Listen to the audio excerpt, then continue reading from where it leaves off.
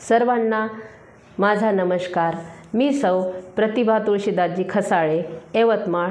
मी नवीन कविता घेऊन आली आहे आपणाकरिता। माझ्या कवितेचे शीर्षक आहे 2025चा लेखाजोखा, 2025चा लेखाजोखा आणि 2026चे स्वागत आणि 2026चे स्वागत। मी विचारले 2025 वर्षाला, 2025 वर्षाला कसे वाटते जाताना, कसे वाटते तुम्हा जाताना। 2025 म्हणाले सुखदुःखाचा घेऊन जात आहे लेखाजोखा, सुखदुःखाचा घेऊन जात आहे लेखाजोखा।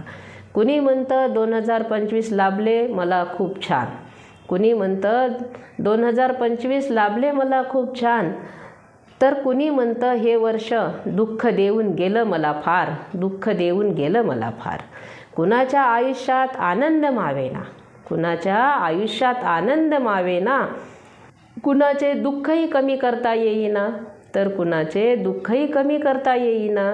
कुणी गेले परदेशी, कुणी गेले परदेशी, तर कुणी परत आले मायदेशी, तर कुणी परत आले मायदेशी। कुणी झाले स्वर्गवासी, कुणी झाले स्वर्गवासी, तर कुणी आले जन्मासी, तर कुणी आले जन्मासी। माझं काम होतं सर्वांना सामावून घेणं, माझं काम होतं सर्वांना सामावून घेणं। नाही केली पार्श्वलिटी, माझं काम केलं मी नीट, माझं काम केलं मी नीट।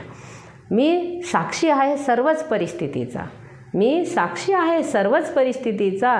सांगतो जाता जाता करा नायना द्वेष अहंकाराचा, करा नायना द्वेष अहंकाराचा।